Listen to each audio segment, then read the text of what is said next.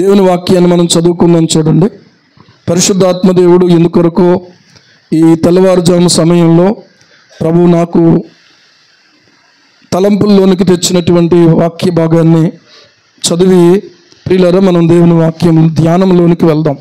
దయచేసి మీరు ఫిలిప్పీ పత్రిక 2వ అధ్యాయము, ఫిలిప్పీ పత్రిక 2వ అధ్యాయము మొదటి నుంచి 5 వచనాలను మనం చదువుదాం.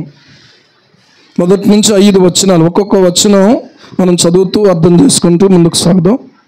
కావున క్రీస్తునందు ఏ హెచ్చరిక అయినను, ప్రేమ వలన ఆదరణ అయినను, ఆత్మయందు ఏ సహవాసమైనను, ఏ దయారసమైనను, వాత్సల్యమైనను ఉన్న ఎడల మీరు ఏక మనస్కులగునట్లుగా ఏక ప్రేమ కలిగి ఏకభావము గలవారుగా ఉండి ఒక్కదాని యందే మనస్సుంచుచు నా సంతోషమును సంపూర్ణము చేయుడి. కక్ష చేతనైనను వృధాతిశయము చేతనైనను ఏమీయూ చేయక వినయమైన మనస్సు గలవారై ఒకనినొకడు తనకంటే యోగ్యుడని ఎంచుచు మీలో ప్రతివాడును తన సొంత కార్యములను మాత్రమే కాక ఇతరుల కార్యములను కూడా చూడవలెను. క్రీస్తు యేసును కలిగిన ఈ మనస్సు మీరును కలిగి ఉండుడి. చిన్న మాట ప్రార్థన చేసుకుందాం. పరిశుద్ధుడైన మా తండ్రి, జీవాధిపతి, మహాగణుడ, మహోన్నతుడ, మమ్మల్ని మిక్కిలిగా ప్రేమించిన మా కన్న తండ్రి, నీకు స్తోత్రాలు చెల్లిస్తున్నాం. మమ్మల్ని ప్రేమించిన మా ప్రాణ ప్రియుడు అయినటువంటి రక్షకుడు అయిన ప్రభు అయినటువంటి యేసుక్రీస్తు నీకు వందనాలు చెల్లిస్తున్నాం. అయ్యా నీకు మనసారా స్తుతి చెల్లిస్తున్నాం. మమ్మల్ని ప్రేమించి మా హృదయాలను వెలిగించి సిలువ చెంతకు నడిపించి మా ప్రభువా మా బ్రతుకులను కడుక్కున్నట్లుగా మాకు సహాయపడుతున్న పరిశుద్ధాత్మ దేవుడానికి వందనాలు చెల్లిస్తున్నాం. మా యందుండి మాలో ఉండి ప్రభువా మమ్మల్ని నడిపించుచున్నటువంటి సత్య స్వరూపి నీకు స్తోత్రాలు వందనాలు చెల్లిస్తున్నాం. ఈ సమయంలో ఈ వాక్య భాగాన్ని దీవించండి. ఈ వాక్యములో నుండి మాతో కూడా ఒక్కసారి మీరు నైనా మనస్సు మా ప్రభువా అయ్యా తెరచి, మా మనస్సులు తెరచి నైనా ఆనాడు ఎమ్మాయి మార్గములో నైనా మా ప్రభువా లేఖనాలను మీరు వివరించి నైనా శిష్యుల మనస్సులను మీరు తెరిచినట్టుగా ప్రభువా మా మనస్సులను కూడా ఈ దినము తెరవండి ప్రభువా. ఈ దినము తెరవండి నైనా. ఈ దినము మా జీవితాలను మీరు కనికరించి దర్శించి మా ప్రభువా పరిశుద్ధపరిచి మరలా తిరిగి నీకు అనుకూలంగా చేయమని యేసయ్య నామములో ప్రార్థించి స్తుతించి వేడుకుంటున్నాం మా పరమ తండ్రి. ఆమేన్, ఆమేన్, ఆమేన్, ఆమేన్. ఈ ఫిలిప్పీ పత్రిక చెరలో నుండి రాసినటువంటి పత్రిక. ఇది ఎవరు రాశారు అనంటే అపోస్తలుడైన పౌలు గారు రాశారు. ఎక్కడి నుంచి రాశారు అనంటే చెరసాలలో నుంచి రాశారు. ఎందుకు ఆయన చెరసాలలోకి వెళ్ళాడు? వ్యభిచరించినందుక, ఎవరిదైనా దొంగిలించినందుక? ఎందుకు ఆయన చెరసాల్లోకి వెళ్ళాడు? ఎవరినైనా దూషించినందుక, రాజద్రోహం చేసినందుక అనంటే ఇలాంటివి ఏమీ కాదు. మరి ఎందుకొరకు ఆయన చేశాడు అని వెళ్ళాడు, బంధించబడ్డాడు అనంటే కేవలము క్రీస్తు సువార్త నిమిత్తము. సువార్త ప్రకటిస్తుంటే మనుషులు మందు మానేస్తున్నారు. సువార్త ప్రకటిస్తుంటే మారు మనసు పొంది వ్యభిచార పాప జీవితాన్ని విడిచిపెట్టి క్రమమైనటువంటి సంసార జీవితంలోకి వస్తూ ఉన్నారు. ప్రియులారా, దోపిడీలు చేస్తూ, దొంగతనాలు చేస్తూ, దారి దోపిడీలు చేస్తూ మనుషులను దోచుకుని ఉన్నటువంటి వారు వారి యొక్క దోషాలను, వారి యొక్క దోపిడీని మానేసి కష్టార్జితంతో బతకడం వారు నేర్చుకుంటున్నారు. ఏమండి, ఈ రోజున చూస్తే క్రైస్తవుడైనందుకు బాధ అనుభవిస్తున్నామా? పరిస్థితులు క్రైస్తవుడైనందుకు బాధ అనుభవిస్తున్నప్పుడట ఆ పేరును బట్టి దేవుని మహిమపరచాలి కానీ సిగ్గుపడొద్దు అన్నాడు. దేవునికి స్తోత్రం కలుగును గాక. దేని బట్టి సిగ్గుపడొద్దు అన్నాడు. ఎందుకంటే క్రైస్తవుడైనందుకు బాధపడుతుంటే, అంటే క్రీస్తును ఎరిగినందుకు బాధపడుతుంటే, నీ బ్రతుకులో క్రీస్తును చేర్చుకున్నందుకు బాధపడుతుంటే, బాధ పెడుతుంటే ఎవరైనా నిన్ను, లేకపోతే నిన్ను తక్కువ చేసి మాట్లాడుతుంటే, లేకపోతే నిన్ను ప్రియులారా తృణీకరించి మాట్లాడుతుంటే, క్రైస్తవుడనే వాడు అలా బాధపడినప్పుడు అంటే సిగ్గుపడొద్దు అన్నాడు. ఎందుకంటే నీ కోసం, నా కోసం ప్రభువు బట్టలు లేకుండా అర్ధనగ్నంగా సిలువ మీద నీ కోసం, నా కోసం వేలాడి తీయబడ్డాడు. ఏమండి, ఉమ్మి వేసినా కూడా నీ కోసం, నా కోసం ఆయన సహించుకున్నాడు. నా ప్రభువు కోసం నాకు ఇలాంటి ఒక అనుభవం కలుగుతుంది కనుక ఈ ఆనందముతో ఈ యొక్క పరిస్థితిని ఎదుర్కొనేటువంటి వారిగా ఉండి దేవుని మహిమపరచాలి అని చెప్పాడు పేతురు భక్తుడు. దేవునికి స్తోత్రం. ఈరోజు మనం ఆలోచన చేసుకోవాలి. అలాంటి బాధ ఇప్పుడు ఈ రోజున పౌలు పొందుతున్నాడు. చెరసాలలో ఉన్నాడు. ఆ భయంకరమైనటువంటి పరిస్థితుల్లో ప్రియులారా కూడా ఏం ఆలోచిస్తున్నాడంటే, ఈరోజు నేను బ్రతుకున్నాను కదా, ఎవరో ఒకరిని ప్రభు దగ్గరికి నడిపించాలి. ఈరోజు నేను బ్రతుకున్నాను కదా, నేను సువార్త ప్రకటించి కట్టినటువంటి సంఘాలు మళ్ళీ తిరిగి ఏమాత్రం కూడా వెనుకడుగు వేయకుండా ఏమవ్వాలంటే మరింత ప్రభువును హత్తుకునేలాగా చేయగలగాలి అనే తపనే తప్ప నేను ఎప్పుడు బయటకు వస్తానో, ఎవరు నాకు బెయిల్ ఇస్తారో, ఏ రకంగా మళ్ళీ నా యొక్క భవిష్యత్తు ఉంటుందో, ఇలాంటి ఆలోచనలు ఏమీ పౌలు గారికి లేవు. ఒకటే ఆలోచన, బ్రతుకుంటే ప్రభు కోసం, చనిపోతే లాభం. దేవునికి స్తోత్రం. చనిపోతే ఈయనకి లాభం, బ్రతుకుంటే ప్రభువుకు లాభం. అర్థమవుతుందా? బ్రతుకుంటే ఆత్మల రక్షణ కోసం ప్రయాసపడతాడు, సంఘ క్షేమాభివృద్ధి కోసం ప్రయాసపడతాడు. కొట్టినా సరే, హింసించినా సరే, బాధపరిచినా సరే, ఏం చేసినా సరే. ఇలాంటి యొక్క వ్యక్తి ఈ రోజుల్లో ప్రియులారా కొందరు ఉండబట్టే ఈ రోజున ఈ సువార్త ఇంకా ముందుకు వెళ్తూ ఉంది. దేవునికి స్తోత్రం కలుగును గాక. ఇంకా కొంతమంది ప్రియులారా ప్రభువుకు అవమానకరంగా ఉండడాన్ని బట్టి దేవుని సువార్త దూషించబడుతుంది, ప్రభువు దూషించబడుతున్నాడు. ఈరోజు పౌలు గారు ఎలాంటి వ్యక్తి అంటే, ఆయన చెరలో ఉన్నప్పటికీ కూడా సువార్త మాత్రము ఆగకూడదు. దేవునికి మహిమ కలుగును గాక. ఈరోజు ఆలోచన చెయ్యి. నేను ఎంత కష్టపడినా పర్లేదు, నేను ఎంత ఇబ్బంది పడినా పర్లేదు, నేను ఎంత కాలము ఇక్కడ ఉండాల్సి వచ్చినా పర్లేదు, కానీ ఏంటంటే సువార్త మాత్రము ఆగకూడదు అని చెప్పి అక్కడ పత్రిక రాయటం మొదలుపెట్టాడు. అలా రాసిన పత్రిక. అందుకని ఏమంటున్నాడు తెలుసా? ఫిలిప్పీలో ఉన్నటువంటి క్రీస్తు యేసునందలి సకల పరిశుద్ధులకు, అధ్యక్షులకు, పరిచారకులకు, క్రీస్తు యేసు దాసులైన పౌలును తిమోతియును శుభమని చెప్పి వ్రాయినది అని చెప్పాడు. ఇక్కడ మీరు గమనించాలి ఈ మాట. ఎక్కడి నుంచి రాస్తున్నాడు అంటే బంధకాలలో ఉండి రాస్తున్నాడు. ప్రియులారా మీకు అర్థం కావడానికి మొదటి అధ్యాయము, ఫిలిప్పీ పత్రిక మొదటి అధ్యాయము 13వ వచనం 12వ వచనం, సహోదరులారా నాకు సంభవించినవి సువార్త మరి ఎక్కువగా ప్రబలమగుటకే సమకూడినని మీరు తెలుసుకొనగోరుచున్నాను. ఏమండి? తర్వాత ఏమంటాడు తెలుసా? ఎలాగనగా నా బంధకములు క్రీస్తు నిమిత్తమే కలిగినవని ప్రేతోర్యమను సేనలోని వారికందరికీ తక్కిన వారికందరికీ స్పష్టమాయను అని అంటున్నాడు. ఇది ఫిలిప్పీ సంఘమే ఎలా పుట్టింది అని అంటే, ఫిలిప్పీ ప్రాంతానికి పౌలు గారు, ఆయనతో పాటుగా తిమోతి, ప్రియులారా లోక, వీరందరూ వెళ్ళి ఆ ప్రాంతంలో ప్రియులారా ప్రభువు మాటను ప్రకటించడం కోసం వెళ్ళినప్పుడు ఎవరికీ ఏమీ ప్రకటించలేదు. అసలు వాళ్ళు ఏం చేస్తున్నారు అని అంటే నదీ తీరానికి వెళ్ళి ప్రార్థన చేసుకుని వస్తున్నారు. నదీ తీరమునకు వెళ్ళి వారు ప్రార్థించుకొని కొంత సమయం గడిపి వస్తున్నారు. ఈ వచ్చే దారిలో ఏం జరిగిందంటే, ఒక యవనస్తురాలు దయ్యం పట్టిన అమ్మాయి ఉంది. పుతోను అనేటువంటి దయ్యం పట్టినటువంటి అమ్మాయి వెళ్తూ వస్తున్నటువంటి వీరిని చూసి ఏమన్నదో తెలుసా? వీరు సర్వోన్నతుడైనటువంటి దేవుని సేవకులు. వాళ్ళు ఏం చెప్పుకోలేదు, నేను అపోస్తలునని, లేకపోతే సువార్థికుడినని, లేకపోతే ప్రవక్తనని, లేకపోతే ఏదేదో అని చెప్పుకోలేదు. సేవకుడినని, పాస్టర్నని ఏం చెప్పుకోలేదు. ఎవరు చెప్తున్నారు తెలుసా? ఆ అమ్మాయిని పట్టినటువంటి దయ్యం చెప్తుంది. ఏమనో తెలుసా? వీరు జీవము గల దేవుని సేవకులు, వీరు దేవుని యొక్క రక్షణ మార్గం మీకు ప్రచురించువారై ఉన్నారు అని వీళ్ళు వెళ్తూ ఉంటే వస్తూ ఉంటే కేకలేస్తూ ఉందట. ఒక రోజున పౌలు అనుకున్నాడు, ఈ అమ్మాయి దయ్యం బట్టి కేకలేస్తుంది, ఈ అమ్మాయి జీవితంలో ప్రభువా ఇలాగ ఏమాత్రం కూడా ఉండకూడదు, ఈ అమ్మాయి విడుదల పొందాలి అని కోరుకున్నాడు. దేవునికి స్తోత్రం. వెంటనే ఏమన్నాడంటే, ప్రభువైన యేసుక్రీస్తు నామమున ఈ అమ్మాయిని వదిలి వెళ్ళిపోమని దయ్యమా నీకు ఆజ్ఞాపిస్తున్నాను అన్నాడు. అంతే. అర్థమవుతుందా? వెంటనే దయ్యము ఆ అమ్మాయిని వదిలిపోయింది. దేవునికి మహిమ కలుగును గాక. ఎంత తీసుకున్నాడు దానికి? ఎంత కట్టింది? ఏమి కట్టలేదు. ఏమండి? ప్రభు ఇచ్చిన అధికారం అంతే. అది ఒక్క మాట ఆజ్ఞాపించగానే ఏమైపోయిందంటే దయ్యము వదిలిపోయింది. ఆ వదిలిపోవడంతోనే వచ్చింది అసలు సమస్య. ఆ వదిలిపోయినటువంటి ఆ దయ్యాన్ని బట్టి అక్కడ ఒక సమస్య ఏర్పడింది. ఆ సమస్య ద్వారా పుట్టింది అక్కడ సంఘం. దేవునికి స్తోత్రం. అంటే కీడు చాటును దేవుడు ఏం దాచుంచాడు? మేలు దాచుంచాడు. ఏమండి? సరే, ఎలాగ మేలు జరిగింది, ఎలాగ కీడు జరిగింది అని అంటే, ఇప్పుడు ఈ యొక్క పౌలు శీలను పిలిపించి ఇదిగో మా జీవనం అంతా పోగొట్టేశారు, మా జీవనం అంతా పోగొట్టేశారు. ఎందుకంటే ఈవిడ ఏదో సోది చెప్తుంది, ఆ సోది ద్వారా వచ్చినటువంటి డబ్బులతోటి మేము బతుకుతున్నాం, కాస్త తిండి పాడేస్తున్నాం ఆవిడకి. ఇప్పుడు మాకు ఆ యొక్క జీవనోపాధి పోయిందన్నారు. ఏది జీవనోపాధి? ఈరోజు అలాంటి వ్యక్తికి ఆ అమ్మాయి సోది చెప్తే వాళ్ళు బతుకుతున్నారు. అంటే ఆ అమ్మాయి ఎంత నలిగిపోయినా, అమ్మాయి ఏమైపోయినా, అమ్మాయి నశించిపోయినా వాళ్ళకి అవసరం లేదు. కానీ పౌలు శీలలు, ఇదిగో మీరేనా ఈ పని చేసింది, ఇప్పుడు ఈ అమ్మాయి చెప్పలేకపోతుంది కదా, అంటే వాళ్ళు ఏం మాట్లాడలేదు. చివరికి వాళ్ళ యొక్క బట్టలు తీసేయండి అన్నారు. ఒక కడ్రాయితో నిలబెట్టారేమో ఒకవేళ. దేవుని బిడ్డలారా, వాళ్ళను బెత్తాలతో కొట్టారు. తర్వాత ఏం చేశారంటే చెరసాల నాయకునికి ఆజ్ఞాపించారు, వీళ్ళు తీసుకెళ్ళి చెరసాలలో వేసేయండి అన్నారు. అర్థమవుతుందా? చెరసాలలో వేసేస్తే ఆ చెరసాలలో వారు ఆ బంధకాలలో ఉండి మధ్యరాత్రి వేళ మూలుగుతూ రొప్పుతూ ప్రియులారా బాధపడుతూ వాళ్ళకి ఎలాగైపోవును గాక, వీళ్ళకి ఎలాగైపోవును గాక, వాళ్ళకి ఇలాగా వాళ్ళకి ఎప్పుడు బుద్ధి వస్తుందో అని ఇలాంటి ఆలోచనలు ఏం చేయలేరు. ఏం చేశారంటే, ప్రభువా ఒకప్పుడు నేను హింసించాను ఎంతోమందిని, కానీ ఈ రోజున నేను నీ నిమిత్తం హింసపడే భాగ్యం నాకు దొరికింది అని స్తుతించడం మొదలెట్టారు. దేవునికి స్తోత్రం.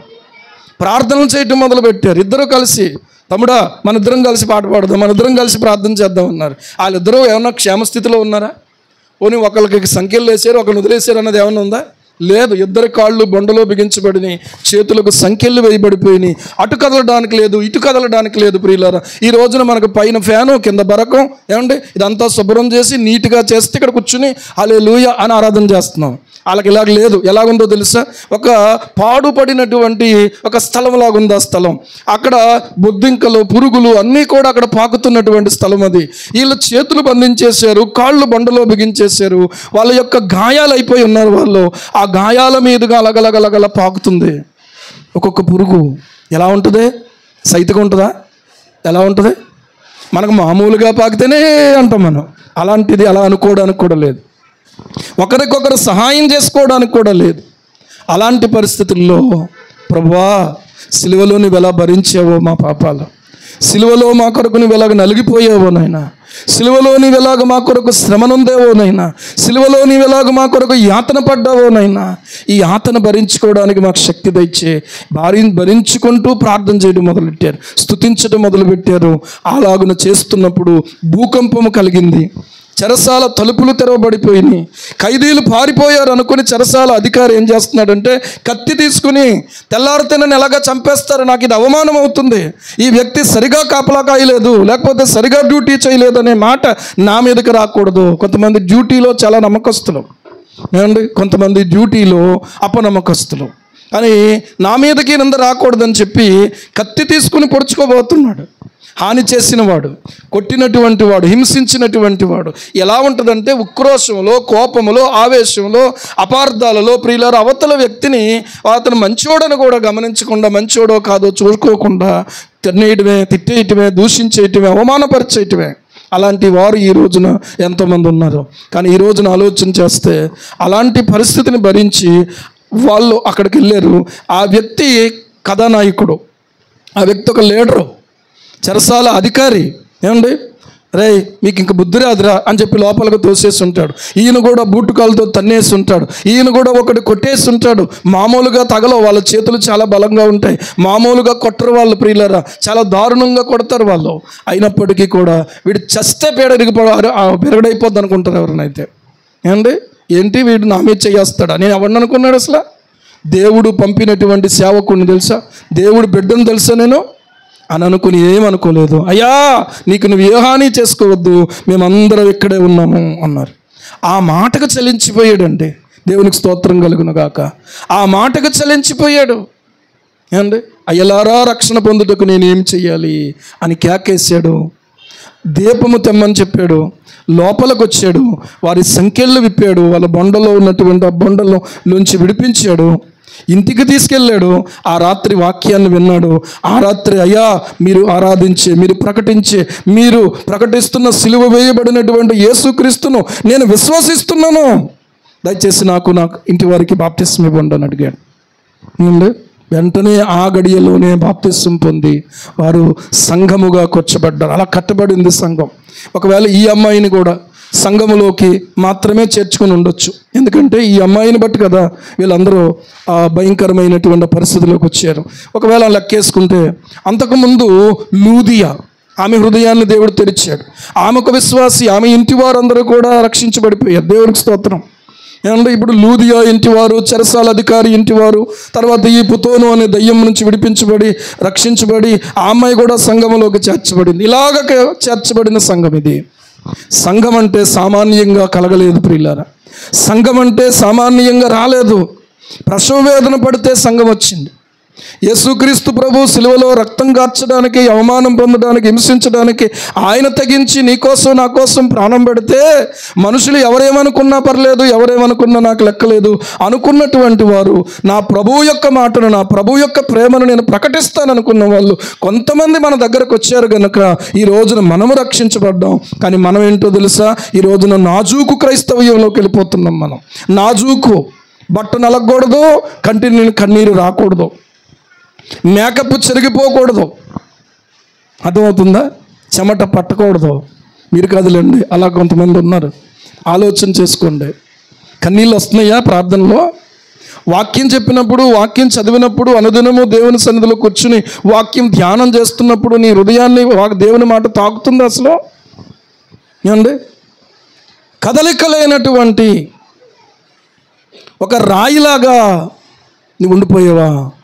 కరిగిపోతున్నటువంటి ఒక అనుభవంలో నీవు ఉన్నావా? ఒకసారి ఆలోచించుకో. ఇలా కదలిక లేకుండా, కరగకుండా ఉన్నటువంటి రాళ్ల మీద విత్తనాలు వేస్తే అవి ఏమాత్రం ఫలించవండి. రాతి నేల కానీ హృదయం ఉంటే, ఏమండి, రాతి నేల కానీ హృదయం ఉంటే నీవు ఎందుకు వస్తున్నావో తెలియక, ఏం చేస్తున్నావో తెలియక, ఏం చెయ్యాలో కూడా నీకు అర్థం కాకుండా అలవాటుగా, ఆచారంగా, ఏదో కాలక్షేపానికి నువ్వు వస్తుంటే నీ గుండె, నేను చెప్తున్నాను, రాతి నేల అది. ఆ రాతి నేల ఏమవ్వాలంటే దున్నబడాలి, అది పగలాలి, ఆ తర్వాత అందులో విత్తనం వేస్తే అది ఫలిస్తుంది, లేకపోతే అది ఫలించదు. దేవుడు ముందు పగలగొట్టును గాక. దేవునికి స్తోత్రం. అర్థమవుతుందా? పుట్టినటువంటి సంఘం అలా పుట్టింది. అందరూ ప్రేమతో, ప్రార్థనలో, వాక్యములో, పౌలు గారి యొక్క పరిచర్యలో, శీల గారి యొక్క పరిచర్యలో వారు పెరుగుతున్నారు. ఈ రోజున ప్రియులారా, శీల గారు ఒకవేళ ఇక్కడ ఉన్నారో లేదో తెలియదు, కానీ ఇందులో గమనించుకున్నట్లయితే ఇక్కడ పౌలు గారితో పాటు తిమోతి ఉన్నాడు. ఈ తిమోతికి పౌలు చెప్తూ ఉండగా తిమోతియే ఈ పత్రిక రాశారేమో అన్నట్టు కూడా కొంత బైబిల్ పండితుల యొక్క ఆలోచన. సరే గమనించండి, శ్రమలో ఉన్నప్పుడు దగ్గర ఉండడం అందరికీ కూడా ఇష్టం ఉండదు. సుఖంగా ఉంటే మన ఇంటికి రావడానికి, మనల్ని పలకరించడానికి బోల్డ్ మంది వస్తారు. శ్రమలో ఉంటే, బాధలో ఉంటే, కష్టంలో ఉంటే, ఏమండి, ఒకవేళ ఎవరైనా రాగలిగినటువంటి వాళ్ళు ఉంటారా అని అంటే చాలా కొద్దిమంది ఉంటారు. చాలా ఒక్కళ్ళు ఇద్దరు ఉంటారు. కొంతమందికి ఆ ఒక్కళ్ళు కూడా ఉండరు. కానీ ఒక మాట ఆలోచన చెయ్యండి, దేవుని ప్రేమలో ప్రియులరా సంఘము కట్టబడుతుంది, దేవుని యొక్క సన్నిధిలో ప్రియులరా వర్ధిల్లుతూ ఉంది. అలాంటి సమయంలో ఏం జరుగుతుందో తెలుసా? ఒకరి మీద ఒకరికి భేదాలు వచ్చేసినాయి సంఘంలో. అందుకనే ఈ మాట రాశాడు, కావున క్రీస్తునందు ఏ హెచ్చరిక అయినను, ప్రేమ వలన ఆదరణ అయినను, ఆత్మయందు ఏ సహవాసమైనను, ఏ దయారసమైనను, వాత్సల్యమైనను ఉన్న ఎడల మీరు ఏకమనస్కులగునట్లుగా ఏక ప్రేమ కలిగి ఏకభావము గలవారుగా ఉండి ఒక్కదాని యందే మనస్సుంచుచు నా సంతోషమును మీరు సంపూర్ణం చెయ్యండి అని చెప్పాల్సిన భావం ఎందుకు వచ్చింది? ఏకభావము లేదు, ఏక ప్రేమ లేదు. ప్రియులారా, ఏకభావము ఏమండి, మనుషులు అనేక రకాలు, కానీ క్రీస్తునందు అందరూ ఒకటవ్వాలి. దేవునికి స్తోత్రం కలుగును కాదు. క్రీస్తునందు సంఘం అంతా ఒకటిగా ఉండాలి. ఈ రోజున ఆలోచన చెయ్యండి. రెండవది, ఇలాంటి పరిస్థితిని బట్టి ఏమైందంటే కక్షలు ఏర్పడినాయి. 3వ వచనంలో చూస్తే, కక్ష చేతనైనను వృధాతిశయము చేతనైనను ఏమీయూ చేయక, అంటే అర్థం ఏంటి? వాళ్ళు చేస్తున్నారు కానీ ఎలా చేస్తున్నారంటే కక్షతో చేస్తున్నారు. వాళ్ళు చేస్తున్నారు కానీ ఎలా చేస్తున్నారంటే వృధాతిశయంతో, అతిశయంతో చేస్తున్నారు. ప్రియులారా, గర్వముతో చేస్తున్నారు. ఈ రోజున ఆలోచన చేసుకోండి. వినయమైన మనస్సు కలిగినటువంటి వారై ఒకరినొకడు తనకంటే యోగ్యుడని ఎంచుచు, ఇలాంటి యొక్క తలంపు ఈ రోజున కుదువైపోతూ ఉంది సంఘంలో. ఏమండి, ఈ రోజున కుదువైపోతూ ఉంది. ఎలాంటి మనస్సట? వినయమైన మనస్సు కలిగిన వారుగా, కక్షపూరితమైన మనస్సు కాదు, అతిశయముతో నిండినటువంటి వ్యర్థమైన వాటిని అతిశయించేటువంటి గుణం కాదు. ఎలా ఉండాలంటే వినయమైన మనస్సు కలిగిన వారుగా ఉండాలి. ఈ కక్ష చేతనే కదా యోసేపును అన్నలు ఏం చేశారు? గోతులోకి తోశారు, చంపుదాం అనుకున్నారు. ఈలోగా మళ్ళీ వాళ్ళలో ఒకడు ఏమన్నాడంటే, వద్దురా నాన్న, నిరపరాధి యొక్క రక్తం మన మీదకి తెచ్చుకున్నట్టు అవుతుంది, కనుక మనం ఏం చేద్దామంటే ఇదిగో వర్తకులకు అమ్మేద్దాం అనుకున్నాడు. దీని అంతటికీ పునాది ఏంటంటే కక్ష. ప్రియులారా, ఆది కుటుంబంలో కూడా మనం చూసినట్లయితే ఆదాము హవ్వలిద్దరికీ కూడా కలిగిన 2 పిల్లలు. మొట్టమొదటి సంతానం కయ్యను, రెండవ సంతానం హేబెలు. 2 అన్నదమ్ములు ఉన్నారు. అప్పుడు టీవీలు ఉన్నాయా, లేకపోతే ఫేస్బుక్లు ఉన్నాయా, లేకపోతే ఏవైనా ఫోన్లు ఉన్నాయా వ్యవహారాలు జరుపుకోవడానికి? ఎవరికి కూడా ఏ రకమైన తెలివితేటలు కూడా ప్రియులారా నేర్పడానికి ఇలాంటివి ఏమీ లేవు. మనిషికి స్వతహాగానే వానిలో ఉన్నటువంటి పాపమును బట్టి ఉన్నటువంటి నైజం ఏంటో తెలుసా? తనకు నచ్చనటువంటి వారిని అవసరమైతే తీసేయాలంతే. అర్థమవుతుందా? దేవుని దగ్గరకు వచ్చి అర్పణలు అర్పిస్తే దేవుడు హేబెల్ అర్పణ లక్ష్య పెట్టాడు, కయ్యను అర్పణ లక్ష్య పెట్టలేదు. కయ్యనును అతని అర్పణ కూడా లక్ష్య పెట్టలేదు. కారణాన్ని బట్టి కయ్యను ఏమనుకున్నాడంటే హేబెల్ని తీసేద్దాం అనుకున్నాడు. హేబెల్ని తీసేద్దాం అనుకోవాలా, లేకపోతే నేను కూడా నా బుద్ధి మార్చుకుని నేను సరైనటువంటి అర్పణ దేవుని దగ్గర తీసుకురావాలనుకోవాలా? ఈ రోజున ఆలోచన చెయ్యండి. ఒకరిలో ఉన్న మంచితనాన్ని నేర్చుకుని నేను మంచిగా మారితే నాకు కూడా మంచిది, అది దేవునికి కూడా మహిమ కదా అని అనుకోవడం ఈ రోజున తక్కువైపోయింది. నాకంటే వాళ్ళని ఎక్కువ గణపరుస్తున్నారు కనుక ఏదో ఒక రకంగా వాళ్ళని మనం ఇబ్బంది పెట్టాలి, బాధ పెట్టాలనేటువంటి ఆ కక్షపూరితమైన మనస్సు ఏదైతే ఉందో అది కయ్యను యొక్క మనస్సు. అది కయ్యను యొక్క మనస్సు ప్రియులారా. ఆ మనస్సు నీలో ఉండకూడదు. అది ఎలాంటి మనస్సు అంటే హాని చేసే మనస్సు. అది ఎలాంటి మనస్సు అంటే భర్తని చూడదు, భార్యని చూడదు, పిల్లలని చూడదు. ఇలాంటి మనస్తత్వంతోనే ఈ రోజున ఏం జరుగుతున్నాయో తెలుసా? ప్రతిరోజు ఎక్కడో చోట ఎవరో భార్య చంపేయటం, భర్తను చంపేయటం, పిల్లల్ని చంపేయటం. ఏమండి? ఎవరో ఒకళ్ళు ఏమండి అంటే మనుషుల్ని అడ్డుగా లేకుండా తీసేయడానికి ఈ రోజున ఎంతోమంది ఆలోచన చేస్తున్నారు. మనకు డబ్బు ఉంది, మనం ఏం చేసినా కూడా ఏమండి దాన్ని మళ్ళీ తిరిగి మనం ఏం చేయొచ్చు అంటే దాని నేరాన్ని చేయలేనట్టు చూపించుకోవచ్చు. అలాంటి న్యాయవాదులు ఉన్నారు, అలాంటి పరిస్థితులు కూడా ఉన్నాయి కనుక నేరాలు పెరిగిపోతున్నాయి. ప్రియులారా, ఈరోజు ఆలోచన చేయండి. సంఘము గురించి మాట్లాడుకుంటే సంఘము ఎంతగా తన యొక్క స్వభావాన్ని మార్చుకోవలసిందో ఈ రోజున ఆలోచిస్తే, నచ్చకపోతే మాట్లాడటం. కన్నీళ్లు గార్చి ప్రభు సన్నిధిలో ప్రార్థన చెయ్యి. వాళ్ళతో సమాధానాన్ని పొందడానికి ఒకవేళ ఏదైనా ఇబ్బంది ఉన్నట్లయితే ప్రయత్నం చెయ్యి తప్ప ఆ వైరాన్ని పెంచుకుంటూ దుష్టుడికి మాత్రం చోటు ఇవ్వకూడదు. ఎందుకంటే ఒక ఆత్మ ఎంత విలువైందండి తెలుసా? ఒక ఆత్మ ఎంత విలువైందంటే ఒక మనుష్యుడు సర్వలోకము సంపాదించుకుని వాని ప్రాణమును పోగొట్టుకుంటే వానికి ఏం ప్రయోజనం అన్నాడు. అంటే అర్థం ఏంటంటే ఒక ఆత్మ సంపాదించడం అనేది, ఒక ఆత్మ యొక్క విలువ ఎంతంటే సర్వలోకములో ఉన్న సర్వ సంపదలు ఒక పక్కన పెడితే ఆత్మే విలువైంది. అలాంటి ఒక ఆత్మను ప్రియులారా మనం పోగొట్టుకోకుండా ఆ ఆత్మను మనం కాపాడుకోగలిగిన వారంగా ఉంటేనే మనం సరైన క్రైస్తవులు. దేవునికి స్తోత్రం కలుగునుగాక. ఆ ఆత్మను మనం సంపాదించడానికి ఎంత ప్రయాసపడతామో, ఆ ఆత్మను కాపాడుకునే దగ్గర ఎంత ప్రియులారా నలుగుబాటు ఉంటుందో, ఎంత శ్రమ ఉంటుందో. ఒక బిడ్డను కనేసిన తర్వాత ఆ బిడ్డ కనడంతో అయిపోయిందా? కొంతమందికి కనడం వరకే. ఆ కన్న తర్వాత ఆ బిడ్డను పెంచడం, ఆ బిడ్డను చూసుకోవడం, ఆలనా పాలన చూసుకోవడం రాదు. ఇలాంటి దౌర్భాగ్యులు కూడా ఉన్నారు. ఎందుకో తెలుసా? అందుకనే కదా ముళ్ళ పొదల్లోనూ పందులకి కుక్కలకి వాళ్ళు బలైపోవడం జరుగుతుంది. ఎవరైనా ఒకవేళ దేవుడి దయ వల్ల ఆ బిడ్డను చూస్తే తప్ప ఆ బిడ్డకు బతుకులేదు. ఎందుకంటే ఈ దౌర్భాగ్యుల వల్ల. అర్థమవుతుందా? అంటే ఒక ఆత్మ ఎంత విలువైందో ఆలోచించుకుంటే ప్రియులారా, నీవు నేను ఎంత నష్టపోయినా పర్లేదు కానీ ఒక ఆత్మను నష్టపోకూడదు. ఇంకొకటి చెప్తున్నాను, నీవు ఎన్ని పోగొట్టుకున్నా పర్లేదు కానీ నీ ఆత్మ రక్షణ మాత్రం పోగొట్టుకోకూడదు. హల్లెలూయా. ఈ రోజున కాస్తంత నష్టం జరగగానే దేవుని స్తుతిస్తే యోబులు అంటున్నారు కొంతమంది నీ గురించి. కానీ యోబు వేరు, ఈ రోజున మనం వేరు. ఎందుకో తెలుసా? యోబు ఉన్నదంతా పోగొట్టుకున్నాడు కానీ దేవుని స్తుతించటం మానలేదు. కొంత నష్టమే జరిగింది. ఉన్నవాళ్ళు కనీసం ఒక్క బిడ్డ కూడా మిగలలేదు, ఒక్క పశువు కూడా మిగలలేదు, ఒక్క పనివాడు కూడా మిగలలేదు. ఆలోచన చేసుకుంటే ప్రియులారా, తప్పించుకున్న వాళ్ళు ఒకళ్ళో ఇద్దరు ఉన్నారు. ఎందుకంటే నేను తప్పించుకుని వచ్చాను, ఇదిగో ఈ మాట చెప్పడానికి. వీడేంటంటే యోబు హృదయాన్ని బద్దలు చేయడానికి, వార్త తట్టుకోవడానికి తప్పించుకొని వచ్చాడు. ఆలోచిస్తే, నిజంగా ఆలోచన చేస్తే నాకు అనిపిస్తూ ఉంది, ఎక్కడ యోబు, ఎక్కడ మనం, ఎక్కడ అపోస్తలులు, ఎక్కడ మనం?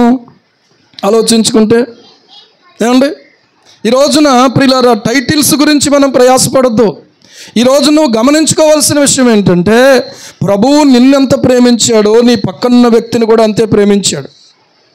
ఈ రోజున నీ కొరకు ఎంత శ్రమను అనుభవించాడో నీ పక్కనున్న వ్యక్తి కోసం కూడా అంతే శ్రమ అనుభవించాడు. ఒకరిని ప్రభువు దగ్గరికి తేవడానికి వారు విలువైన వారుగా ఎంచుకుంటేనే వారికి పరిచయం చేయగలం. మనం అందరూ అందంగా ఉంటారా? అందరూ చక్కగా ఉంటారా? ఉండరు. ఎందుకంటే ప్రతి మనిషి కూడా అనేక రకాలైనటువంటి పాపపు వలల్లో బంధించబడిపోయిన వారుగా ఉన్నారు. ఒక్కొక్కరిని విడిపించడానికి ఆ మహాదేవుని యొక్క సహాయమే మనకు అవసరం. హల్లెలూయా. ఇంత గొప్ప రక్షణను నీవు నిర్లక్ష్యం చేయకూడదు. మరొకరిని ప్రియులారా నీ వలన దేవుని యొక్క ఆ సన్నిధికి దూరం చేసుకోకుండా నువ్వే కాపాడుకోవాలి. ఎందుకంటే అన్నీ బాగుంటే అందరూ కూడా అక్క బావ, లేకపోతే అన్నయ్య తమ్ముడు, లేకపోతే అక్క చెల్లెలుగా, లేకపోతే తల్లిదండ్రులుగా భావించుకోవడం గొప్ప విషయం ఏమి కాదు. ఏమంటే మళ్ళీ అన్నీ బాగుండగానే ప్రభు ప్రేమించాడు మనల్ని? అన్నీ బాగున్నాయి కాబట్టి ప్రేమించాడా ఆయన? ప్రేమించాడా? నో.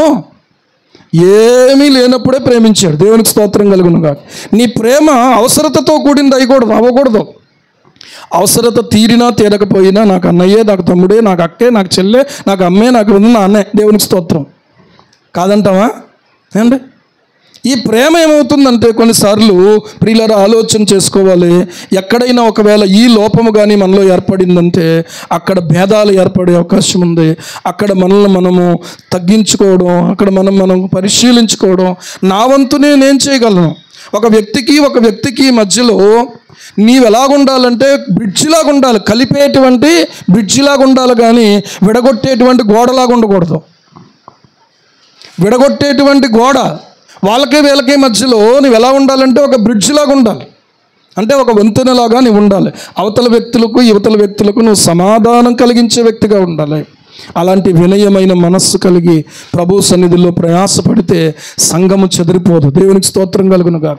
నష్టపోయినా పర్లేదు, ఏమన్నా పర్లేదు. ఏమండి పిల్లలు అంటలేదా కొన్నిసార్లు, భర్త అంటలేదా కొన్నిసార్లు, భార్య అంటలేదా కొన్నిసార్లు, ఎవరు అంటలేదు? ఏ పైన ఉన్నటువంటి యజమాని, అధికారి, ఆఫీసర్ అంటలేదా? అన్నీ భరించుకొని ఇంటికి వచ్చేటప్పటికి మాత్రం మనం అంతా అక్కడ మొత్తానికి అంతా ఏమండి పేషెన్స్ లెస్ అయిపోతుంటాం. మనం పేషెన్స్ ఉండదు. అక్కడ ఎంత ఓర్చుకొని వచ్చామో ఇక్కడ అంతా ఉద్రేకంగా ఉంటాం. ఆలోచించుకోవాలి. ఇంకో మాట చెప్తాను. పాపము దగ్గర ప్రియులారా ఒకసారి ఒక ట్రైన్లో సాధు సుందర్ సింగ్ గారు ప్రయాణం చేస్తున్నారంట.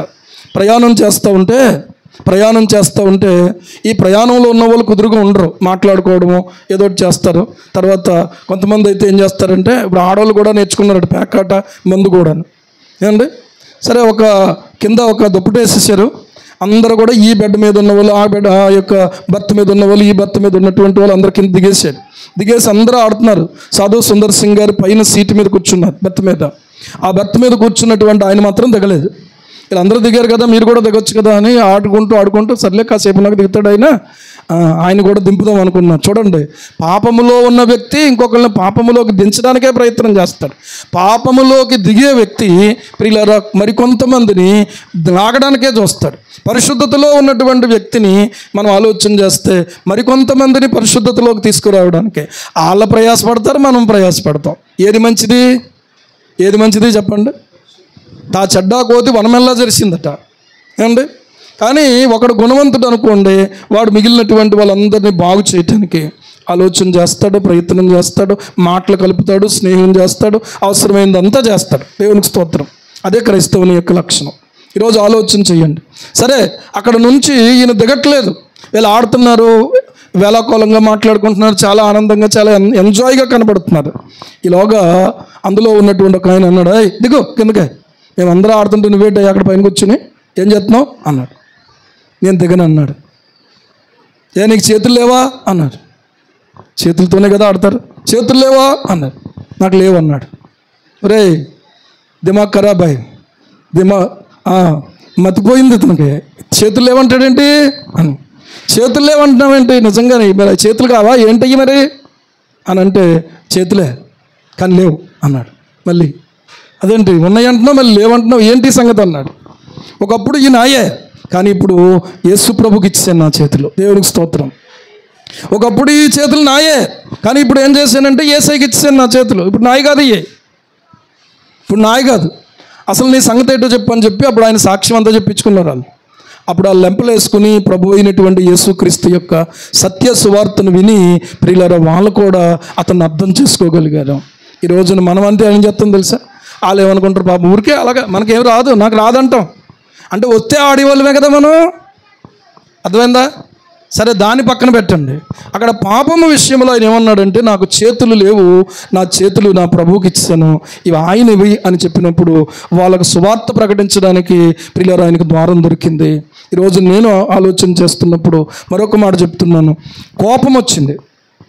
కోపం వచ్చింది, దూషణగా అవతల వ్యక్తి మాట్లాడుతున్నాడు. యువతల వ్యక్తి ప్రభువుని ఎరిగినటువంటి వ్యక్తి.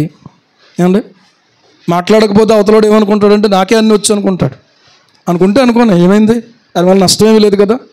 ఏమండి, ఇది నా ప్రభువుకు ఇష్టం కాని మాటలు నేను మాట్లాడను అని చెప్పి, ఏమండి, ఎందుకులే మరీ ఊరుకోకూడదు అని చెప్పి ఓ మాట అంటాడు. ఏమంటాడంటే, రే మామూలుగా ఒకవేళ మామూలుగా ఉండుంటే కనుక నీకంటే ఎక్కువ మాట్లాడుదును అంటాడు. అర్థమైందా? మామూలుగా ఉండుంటే నీకంటే ఎక్కువ మాట్లాడుదును. కొంతమంది అయితే డైరెక్ట్ మాట్లాడేస్తారు. అర్థమైందా? నీకే వచ్చు అనుకున్నావా, నాకు రావా అని అనేక రకాల భాషలు ఉన్నాయి, దుర్భాషలు అన్నీ మాట్లాడేస్తారు. ఏమండి, నోటిని కట్టుకునే దగ్గర నీలో నుంచి క్రీస్తుని ఇతరులు చూడగలుగుతారు. దేవునికి స్తోత్రం కలుగును గాక. హల్లెలూయా, హల్లెలూయా. ఒకసారి ఒక ఇంట్లో నుంచి ఒక అమ్మ బయటకు వచ్చిందట. బయటకు వచ్చి అవతల ఆవిడని గట్టిగా కేకలేసేసి, కేకెత్తున్న దెబ్బలు అటుకురా, నీకు ఎంత ఉందో నాకెంత ఉందో చూసుకుందాం అంటుందట. లోపల ఉన్న ఆయన పాస్టర్ గారు ఇంతకే. అర్థమైందా? ఆయన బయటకు వచ్చి, వేయిని పర్లేదులే, కేకలు ఎంతసేపు ఎత్తుందో వేయిని అన్నాడు. సరే, వేసింది ఇలాగే బయట నిలబడి ఉన్నారు. ఇలాగా వేసి కేకలు వేసి ఆవిడ పడిపోయిందట. ఈయన గబగబా వెళ్ళి అక్కడ షాప్లో ఒక సోడా తెచ్చి, అక్క ఏం కంగారు పడక, ఏం అవ్వలేదు అని చెప్పి ముఖం మీద కొట్టి ఏమంటే ఈ సోడా పట్టించాడట. ఇంక మళ్ళీ అంటదా? అందో. మనం అలా కాదు, మాటకు మాట చెప్పేయాలి. ఏమంటే ఇలాంటి దగ్గర క్రీస్తుని ఎలా చూపించగలం? వినయమైన మనస్సు అంటే ఏంటి? దేవుడు చూసుకుంటాడు. నేను ఏమండి ఒకప్పుడు అలా మాట్లాడిన వ్యక్తినే, కానీ ఈరోజు నేను మాట్లాడితే నాకు అవతల వ్యక్తికి వ్యత్యాసం ఏముంది కాబట్టి నేను మాట్లాడను. ఎందుకో తెలుసా? నా నోరు నా ప్రభు కట్టేశాడు. దేవునికి స్తోత్రం కలుగును గాక. హల్లెలూయా, హల్లెలూయా. సరే, బయట వాళ్ళు మాట్లాడారంటే ఓకే, పక్కన పెట్టేద్దాం. మరి సంఘములో వాళ్ళు మాట్లాడితే ఏంటి? సంఘములో వాళ్ళు మాట్లాడితే అంటే బయట వాళ్ళని అయితే మనం ఏమనకూడదు, సంఘంలో వాళ్ళు అనొచ్చా? ఏమండి, ఆలోచించుకోండి ఒకసారి. దేవుడిని నమ్మింది మళ్ళీ మరి నువ్వు నమ్మావు కదా. అసలు దేవుడిని మధ్యలోకి తీసుకురావాల్సిన అవసరం ఉంది ఇందులో? మనమ మధ్యలోకి దేవుడిని తీసుకొస్తాం, వాళ్ళు దేవుడినే తీసుకొస్తారు. ఈ మధ్య రకంగా ఆయన ఎంత నలిగిపోతున్నాడు.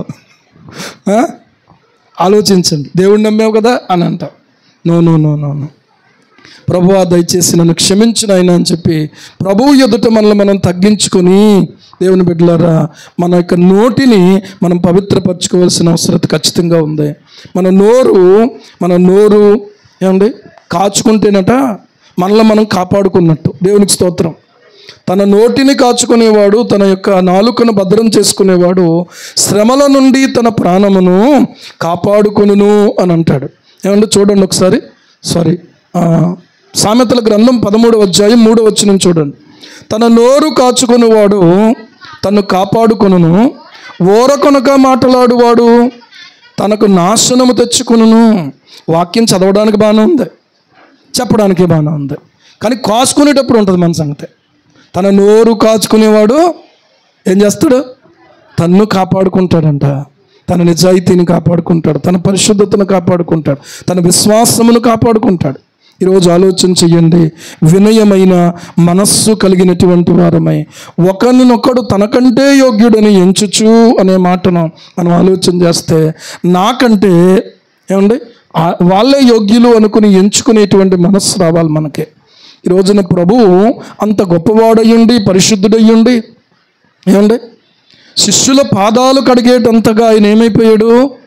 నేల మట్టుకు వంగి పళ్ళెములో నీళ్లు ఆయన పోసి ఆయనే చేసుకున్నాడు. నేను తెస్తాం ప్రభు అంటాను, నో నేనే. పోనీ మేము తుడుస్తాను. నడుముకు తువాలు కట్టుకున్నాడు, పళ్ళెములో నీళ్లు పోసాడు, ఒక్కొక్క శిష్యుని యొక్క పాదాలను ఆయన కడిగాడు.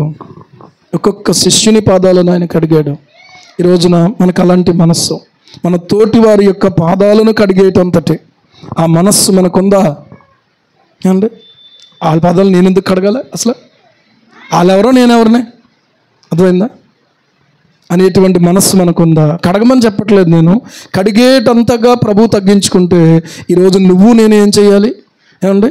నేను ఎక్కినటువంటి కుర్చీ దిగను, నేను కూర్చున్నానంటే నిలబడి నేను ఎవరి లెక్క నాకు లేదు అనుకునేటువంటి ఒక అహంకారంతో మనము ఉండకూడదు.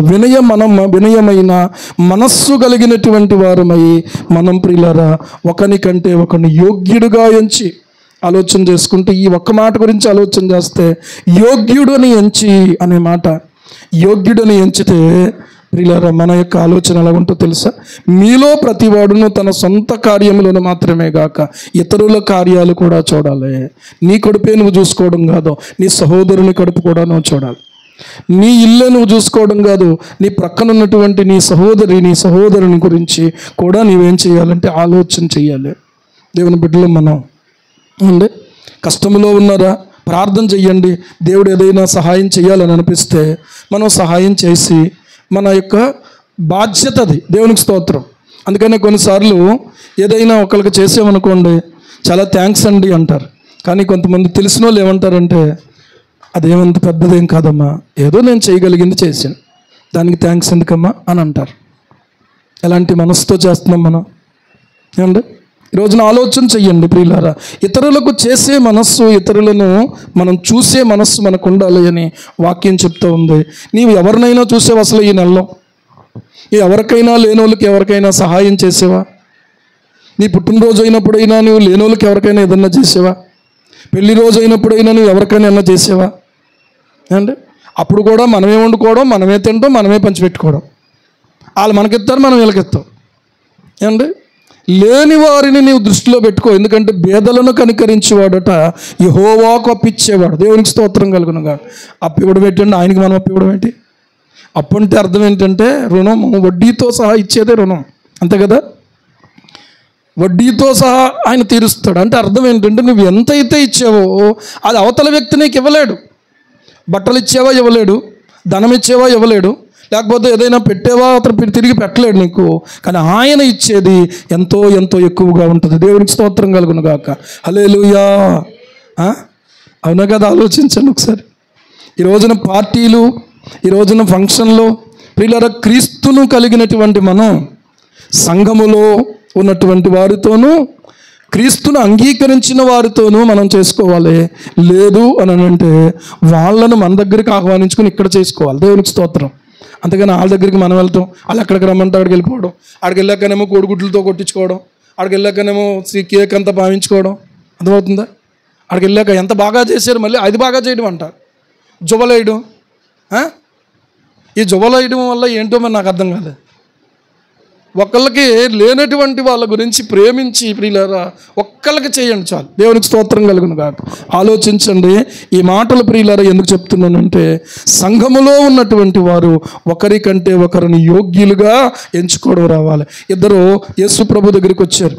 వచ్చి, అయ్యా మహిమలో నీ కుడివైపున మా అన్నయ్య కూర్చోవాలి, నీ ఎడమవైపున నేను కూర్చోవాలి, అలాంటి అనుగ్రహం నాకు దయచేయను అని అడిగారు. అడగగానే వీళ్ళందరికీ ఒళ్ళు మండిపోయింది. ఎవరికి? శిష్యులందరికీ. వాళ్ళందరూ కోప్పడిపోవడం మొదలుపెట్టారు. అప్పుడు ప్రభు ఏమన్నాడంటే, మీలో ఎవడు ప్రముఖుడుగా ఉండగోరుతున్నాడో వాడు దాసుడై ఉండాలన్నాడు. దేవునికి స్తోత్రం. ఏం చేయాలట? వాడు దాసుడై ఉండాలన్నాడు. అంటే నేను గొప్పోడిని అనుకున్నటువంటి వాడికి మహిమలో ఆయన దగ్గర స్థానం దొరకదు. నేను గొప్పదాన్ని అనుకున్నటువంటి వాళ్ళకి మహిమలో స్థానం దొరకదు ఆయన పక్కన. ఏమండి? ఎంత నీవు తగ్గించుకోగలుగుతావో, ఎంత తక్కువ పని చేస్తావో. బార్పూడ్లో కొన్ని పనులు పంచుకుంటారు. ఏమో ఈ సంవత్సరం ఎవరు చేస్తారంటే బాత్రూములు కడుగుతానన్నాడు ఒక అబ్బాయి. ఏమండి? ఇంకొక తల్లి కూడా నేను బాత్రూములు కడుగుతానండి, నేను కూడా బాత్రూములు కడుగుతానండి. బాత్రూములు కడగడం అంటే సామాన్యంగా ఉంటుందా? మనం వెళ్తే మనం కడుక్కోవడమే చాలా కష్టం. మనం వెళ్తే దాన్ని శుభ్రపరచడమే కష్టం. అలాంటిది ఎంత కష్టమైన పని నిజంగా. ఏమండి? ఆలోచించుకోండి. ఈ రోజున ఆలోచన చేసుకుంటే ఎంత తక్కువగా మనం తగ్గించుకోగలుగుతామో అక్కడ కదా అది యోగ్యత. దేవునికి స్తోత్రం కలుగును గాక. ఇది యోగ్యత అంటే. నేను గొప్పోళ్ళుగా చూపించుకుని కాలు కిందెట్టకుండా, ఏమండి, ఎంతో ఘనంగా ఎంచబడటం గొప్ప విషయం ఏం కాదు. గొప్ప విషయం కాదు. నేను ఏ పాటి వాడను అని అంటాం ప్రార్థనలు, అంతే. కానీ నిజంగా మామూలుగా మనిషి జీవితంలో చూస్తే ఇది నేను ఎందుకు చేస్తాను? కనీసం తిన్న ప్లేట్ కడగడానికి కూడా నేను ఎందుకు చేస్తాను ఇది అంటే, తింటావు కానీ కడగవు. తినడానికి చెయ్యి వచ్చింది కానీ కడగడానికి చెయ్యి రాలే. ఎంత టైం కావాలి దానికి? అక్కడే ఉంటుంది కడుక్కోవడానికి ఆ లిక్విడ్. ఏమంటే వాళ్ళు ఎవరో కడగాలి ఇంట్లో. అందుకనే ఇంట్లో పని అవుతులేదంటారు. పని అవుతులు లేనప్పుడు ఏం చేస్తారంటే అందరూ పంచుకోండి, దేవునికి స్తోత్రం, హల్లెలూయా. ఏమంటే పని కంటే ప్రియులారా మనస్సు ముఖ్యం. అక్కడ ఎవరి దాళ్ళే కడిగేసుకుంటే కడగడానికి ఏముంటాయి గిన్నెలు? కడగడానికి ఏమవుతుంది? తేలికైపోద్ది. అబ్బాయి మా ఇంట్లో అలా కాదండి, అన్నీ నేనే కడగాలండి. ఓకే, చాలా మంచి ఇల్లు, దేవునికి స్తోత్రం. అలాంటి మనస్తత్వం కాదు. ఏమండి ఒకవేళ వండే దగ్గర, ఒకవేళ వార్చే దగ్గర, ఒకవేళ వడ్డించే దగ్గర, ఒకవేళ ప్రియులారా దేవుని కొరకు ఏదైనా చెయ్యాలనుకున్నటువంటి దగ్గర చేతికి మట్టవ్వకుండా చెయ్యాలని అనుకోవడం ఎలా సాధ్యమవుతుంది? ఎలా సాధ్యమవుతుంది? మట్టి అవుతుంది, చెమట పడుతుంది. ఏమండి ఒక్కొక్కసారి చీమలు పట్టుకుంటే, ఒక్కొక్కసారి దెబ్బలు తగులుతాయి. ఏమండి మన కోసం మనం ఎన్నో చేసుకుంటున్నాం కదా, ఇది నా ప్రభువు కోసం అని చేసే మనస్సు మనకు ఉండాలి. ప్రభువు నిమిత్తమైనప్పుడు ఒక సహోదరి ప్రియులారా ఉండేదట ఒక సంఘంలో. ఆమె ఏం చేసేదంటే అందరికంటే ముందు సిద్ధపడిపోయి తన పనంతా చక్కబెట్టేసుకునేది. ఆరాధనకి ఎవరైతే లేటుగా వస్తున్నారో వాళ్ళ ఇంటికి వెళ్ళేదట. అర్థమైందా? వెళ్ళి అమ్మ ఇంకా అవ్వలేదా? ఇంకా అవ్వలేదమ్మా, ఇంకో బట్టలు నానబెట్టాను, ఇగో ఈ గిన్నెలు ఇలా ఉండిపోయినాయి, ఇవన్నీ చేసుకుని రావాలి నేను అన్నాను. ఓ పని చేయమ్మా, బట్టలు గబగబా ఉతికేసుకో, నేను గిన్నెలు కడిగేస్తాను అనేదట. దేవునికి స్తోత్రం. మన ఇద్దరం కలిసి గబాలను వెళ్ళిపోదాం మందిరానికి అని. మనం అలా కాదు, మన ఇంట్లోనూ మనం చేసుకో, ఇంకొకరికి మనం సహాయం చెయ్యం. అర్థమైందా? మన వాళ్ళు మనం శుభ్రం చేసుకోవడమే చాలా గొప్ప విషయం. చాలా నీట్గా తయారయ్యి, అబ్బా ఒక చీపురు పట్టుకుంటే చీపు ఏమంటే నీకోసం నా కోసం మహిమను విడిచి పరలోకము నుండి ఈ లోకంలోనికి దిగి వచ్చి తన మహిమనంతా ఏమీ లేనివాడుగా ఈ లోకంలో ఆయన తను తాను ప్రత్యక్షపరుచుకున్నాడే. నీకు నాకు ఎందుకో ఆధిక్యతలో ఈరోజు ప్రియులారా ఒళ్ళు వంచలేనటువంటి వాడు, సోమరోడు, ఇలాంటి వాడు తినడానికి కూడా పనిచేయడు అని అడుగుతాడు. అర్థమవుతుందా? దేవుని పిల్లలమై ఉండి ఆ సహోదరి ఏం చేసిందంటే ఇలాగ చేసి ఆ లేటుగా వస్తున్నటువంటి వాళ్ళు ఎవరైతే ఉన్నారో వాళ్ళ దగ్గరికి వెళ్తే అమ్మ ఆవిడ వచ్చేస్తుందని చెప్పి వీళ్ళు ముందే గబగబా పని చేసుకుని రెడీ అయిపోయి వచ్చి, దేవునికి స్తోత్రం. ఒకళ్ళని పురుకొల్పిలాగా ఉండాలి కానీ ఏమండి ఒకళ్ళని ప్రియులారా మనము వెనుకడుగు వేయించేలాగా మనం ఉండకూడదు. వెళ్దాంలే, కంగారే ఉంది. అయితే ప్రార్థన అవుతుంది అంతే కదా, అంటే ప్రార్థన అంత అవసరం లేదు. మహా అయితే పాటలు అవుతాయి అంతే కదా. ఏమండి ఇలాంటి ఒక ఆలోచన దగ్గర మనం ఆలోచించుకోవాల్సినటువంటి అవసరం ఉంది. మన జీవితాలు ఎలాగున్నాయో ఒకనికంటే ఒకడు యోగ్యుడుగా ఎంచుకునేటువంటి ఆ మనస్సు మనకు ఉండాలి. ఇతరుల కార్యాలను చూసే మనస్సు మనకు ఉండాలి. ఒకళ్ళు రోగులు అయ్యారు, వాళ్ళని పరామర్శించాలి. ఒకళ్ళు బట్టలు లేవు, వాళ్ళకి బట్టలు ఇవ్వాలి. వాళ్ళు ఆకలిగా ఉన్నారు, వాళ్ళకి ఆహారం పెట్టాలి. ఏమండి ఎవరో చనిపోయారు, ఆ ఇంట్లో ఆ రోజు వాళ్ళు ఏం వండుకోరు కదా. వండుకోనప్పుడు మేమేమి మొదలుపెట్టామంటే అలాంటి ఒకవేళ పరిస్థితి ఉంటే మాకు దగ్గరలో ఒకవేళ ఎవరన్నా తెలిసిన వాళ్ళ పరిస్థితిని బట్టి మేమే వాళ్ళకి పురమాయించి ఎంతమంది ఉంటారమ్మా ఏంటి అని వాళ్ళకి భోజనాలు పట్టుకెళ్ళి ఇవ్వడం. ఏమండి దుఃఖ సమయంలో ఆదరించాలి. సంతోషంగా ఉన్నప్పుడు ఏమండి మీ ఇంట్లో స్వీటు, ఆ ఇంట్లో స్వీటు, ఇంకెందుకు ఉపయోగం ఉందా? ఉపయోగం ఏమైనా ఉందా? లేదు. ఏమండి కనుక ఈ దేవుని బిడ్డలమైన మనం ఒక యోగ్యమైన మనస్సుతో బాధలో ఉన్నప్పుడు పలకరించాలి ఎవరినైనా సరే. సంతోషంగా ఉన్నప్పుడు పలకరించకపోయినా పర్లేదు అంటారు పెద్దలు. ప్రసంగి గ్రంథంలో ఏమన్నాడో ప్రసంగి గ్రంథంలో ఆలోచించి ఆ మాట చదివితే మనకు అర్థమవుతుంది. బుద్ధిహీనుల కన్నులట ఏమండి సంతోషించు వారి ఇంటి మీద ఉంటాయంట. ఎలా రాశాడు చూడండి ప్రసంగి. ఈయన నిజంగా జ్ఞానంతోనే రాశాడు ఈ మాట. ప్రసంగి గ్రంథము 7వ అధ్యాయము 4వ వచనం చూడండి. జ్ఞానుల మనస్సు ప్రలాపించు వారి ఇంటి మీద ఉండును, అయితే బుద్ధిహీనుల తలంపు సంతోషించు వారి మధ్య ఉండును అన్నాడు. నేను అనక్కలేదు, ఆయన అన్నాడు. సుమా నా మీద ఎవరు కోపెట్టుకోకండి. జ్ఞానుల మనస్సు ఎక్కడ ఉంటుందట? ప్రలాపించు వారి ఇంటి మీద ఉంటుందంట. ఎవరైతే బాధలో ఉన్నారో, ఎవరైతే వేదనలో ఉన్నారో, ఎవరైతే గాయపడిన వారుగా ఉన్నారో, అసలు సంఘము పురికొల్పబడింది అలాగే. దేవునికి స్తోత్రం. సంఘము ఆదరించబడింది అలాగే. సంఘము మళ్ళీ తిరిగి బలపరచబడింది అలాగే. ఒకరికొకరికి పట్టింపు లేకుండా ఉన్నంతసేపు సంఘం ఎక్కడా క్షేమాభివృద్ధి పొందదు, ఎక్కడా క్షేమాభివృద్ధి పొందదు. ఈరోజు మనం ఆలోచించుకోవాలి. ఒకరిని యోగ్యులుగా ఎంచుకునేటువంటి మనస్సు, ఒకరి కార్యాలను ప్రియులారా మన సొంత కార్యాల వలె చూసుకునేటువంటి మనస్సు మనకు రావాల్సినటువంటి అవసరం ఉంది. అలాంటి మనస్సు మనకుంటే ఎక్కడైనా కూడా దేవుని యొక్క ప్రియులారా సంఘములో ఉన్నటువంటి సహోదరులు ఎక్కడి నుంచి వస్తున్నారో కనీసం వెళ్ళేటప్పుడు వాళ్ళని పలకరించుకోవడం, వాళ్ళ సమస్యలు తెలుసుకోవడం, ప్రార్థించటం, వారికి ఒకవేళ ఏదైనా అనుమానాలు ఉంటే ఆ అనుమానాలను తీర్చి వాళ్ళని బలపరచటం మనం చెయ్యాలి. ఒకరి కొరకు ఒకరు ప్రార్థన చెయ్యండి అని చెప్పాడు. ఎవరి కొరకు ప్రార్థన చెయ్యండి? ఒకరి కొరకు ఒకడు ప్రార్థన చెయ్యండి. అప్పుడు మీకేం కలుగుతుందో తెలుసా? స్వస్థత కలుగుతుంది. యాకోబు రాసిన పత్రిక 5వ అధ్యాయము 16వ వచనం చూడండి. 16వ వచనం. మీరు స్వస్థత పొందినట్లు పైనున్నది చేస్తాం, మనం కింద ఉన్నది వదిలేస్తాం. పైనున్నది ఏంటి? ఎవడైనా రోగి అయి ఉన్నాడా అతడు సంఘ పెద్దలను పిలిపించాలి. ఆ తర్వాత వాళ్ళు ఏం చేస్తారంటే నూనె రాసి ప్రార్థన చెయ్యాలి అన్నాడు.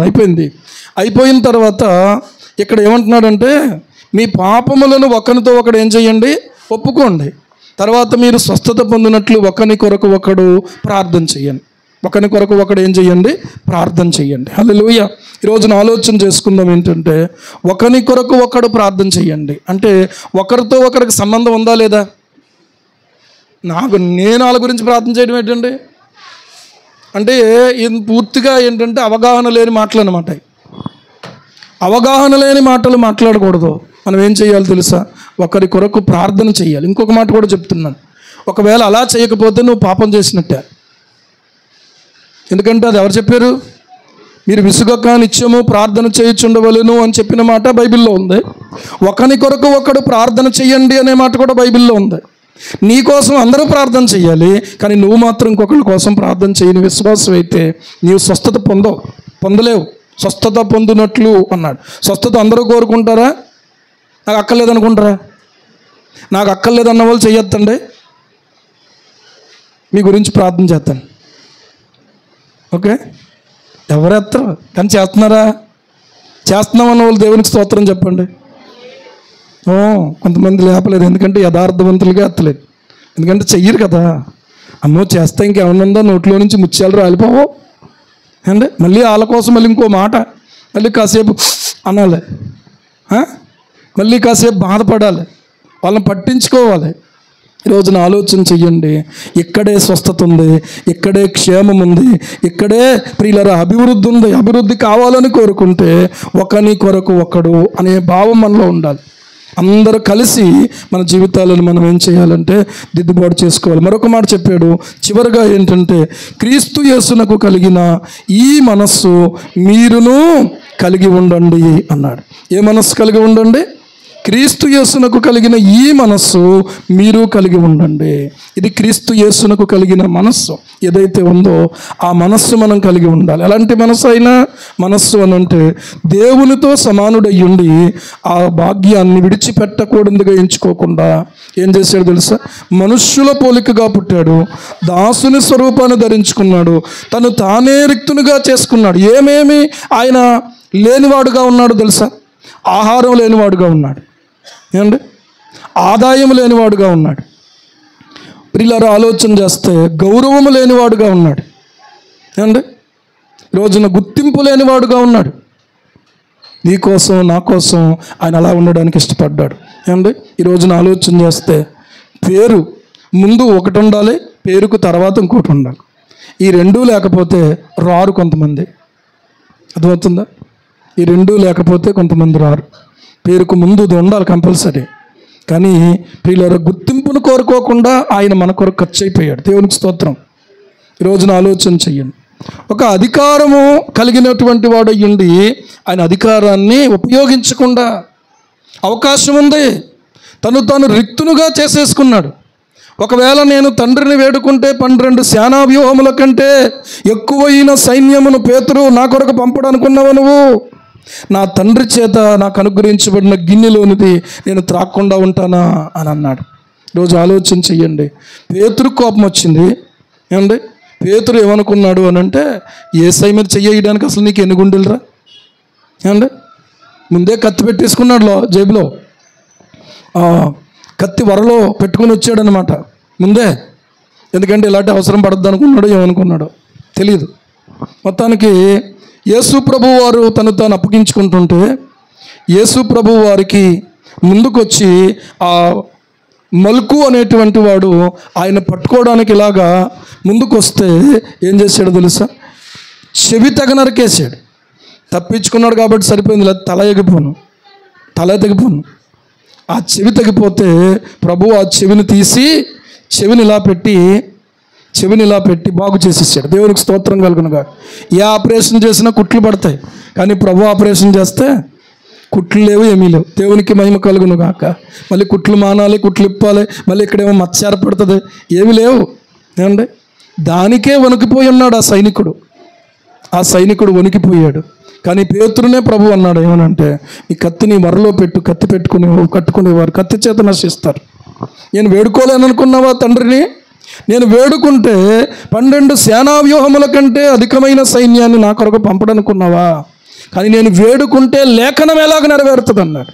ఈరోజు అదే మాట మన జీవితాలకు అన్వయించుకుంటే క్రీస్తు యేసును కలిగిన మనస్సు ఏంటంటే, ఒకవేళ లేఖనము నిమిత్తము, దేవుని సత్యము నిమిత్తం, దేవుని చిత్తము నెరవేర్చబడడం కోసం ఒకవేళ నేను తల వంచకపోతే, నేను మౌనంగా ఉండకపోతే, నేను సహించకపోతే, నేనే గనక ఓర్చుకోకపోతే లేఖనము నా పట్ల ఎలా నెరవేరుతుంది? లేఖనం నెరవేరాలంటే ఖచ్చితంగా నేను ఆ పరిస్థితి ఎదుర్కోవాల్సిందే. తండ్రి నాకు అనుగ్రహించిన గిన్నెలోనది నేను త్రాగకుందునా అని చెప్పి ఆయన నన్ను అరెస్ట్ చేయండి, లేకపోతే నేను అప్పగించుకున్నాడు. ఎవరు అప్పగించుకుంటారు? క్రీస్తు యేసునకు కలిగిన మనస్సు ఏంటంటే, తండ్రి చిత్తము నెరవేర్చడానికి వచ్చాను, ఏదైనా భరించేస్తాను. దేవునికి స్తోత్రం కలుగునుగా. అలాంటి తండ్రి యొక్క చిత్తాన్ని జరిగించకుండా పరలోకంలో ప్రవేశించేద్దామని ఈ రోజున మనం తాపత్రయపడిపోతున్నాం. పరలోకమందున్న తండ్రి చిత్త ప్రకారం చేయువాడే పరలోక రాజ్యంలో ప్రవేశించను. ఈరోజు మన జీవితాలు ఆలోచించుకుంటే ఎవరో మనల్ని ఏమనకూడదు అంటే కనుక మనం ఊరుకోం. అంటే ఇంట్లో అయినా అంతే, బయట ఉన్నా అంతే. ఇంట్లో సంగతి బయటికి తెలీదు. అమ్మా ఎలా చూసుకుంటున్నాడు అమ్మా మీ ఆయన అంటే, చాలా బాగా చూసుకుంటున్నాడు. వట్టిదే. ఆయన చూసుకునేది అంతా చెప్తే ఆ అమ్మకు గుండె కరిగిపోయి అక్కడ పడిపోద్ది. నిజంగా గాయానంతా దిగమింగుకున్నాయి, బాధనంతా దిగమింగుకున్నాయి. చాలా బాగా చూసుకుంటున్నాడమ్మా.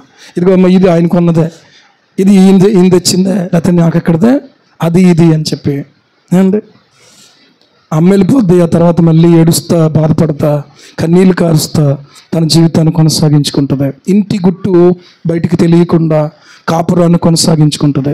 బుద్ధివంతురాలైనటువంటి స్త్రీ. దేవునికి స్తోత్రం. ఈ రోజున ఆలోచన చెయ్యండి. క్రీస్తును ప్రేమించేటువంటి వారిగా నేను ఎంతో ఎక్కువ భరించేస్తున్నానని చిన్నదానికే మనం ఆలోచించుకునే వారంగా ఉంటే క్రీస్తు యేసునకు కలిగిన మనస్సు అది కాదు. ఉన్నదంతా ఆయన కోసమే. దేవునికి స్తోత్రం కలుగునుగా. ఏదో కొంచెం ఇచ్చి నేను ఇంత ఇచ్చానని చెప్పుకోవడానికి ఎలా చెప్పనండి? అంతా అయిందే కదా. నేను ఆయన సొత్తు. దేవునికి స్తోత్రం కలుగునుగాక. సాధు సుందర్ సింగ్ గారు చెప్పినట్టుగా మనం కూడా చెప్పగలమా? సిలువలోనికి చూస్తూ మన జీవితాలు ఒకసారి విమర్శ చేసుకుందాం, ప్రార్థన చేసుకుందాం, అందరూ మోకరిద్దాం. ప్రభువా, ఒకసారి జ్ఞాపకం చేసుకోండి. మీరు రక్తదారులతో కడగండి, మీరు శుద్ధి చేయండి, మీరు పవిత్రపరచండి. ఒకసారి మమ్మల్ని జ్ఞాపకం చేసుకోండి ప్రభువా. అయ్యా ఒక్కసారి జ్ఞాపకం చేసుకోండి. మాటలతో ఎన్నిసార్లు పరిశుద్ధాత్మను దుఃఖపరిచామో, ప్రవర్తనతో ఎన్నిసార్లు పరిశుద్ధాత్మని దుఃఖపరిచామో, స్నేహితుల కోసమైన దుఃఖపరిచిన సందర్భాలు, సరదాల కోసమైన దుఃఖపరిచిన సందర్భాలు, ప్రియులారా మన మనుషులను సంతోషపెట్టుడు కోసమైన దుఃఖపరిచిన సందర్భాలు ఎన్నున్నాయో ప్రభువా, దయచేసి మీరు క్షమించండి, దయచేసి మీరు జ్ఞాపకం చేసుకునండి. అయ్యా మమ్మల్ని కనికరించండి. ఆకలితో ఉండడానికి నా కోసం నీవు ఇష్టపడ్డావు తండ్రి.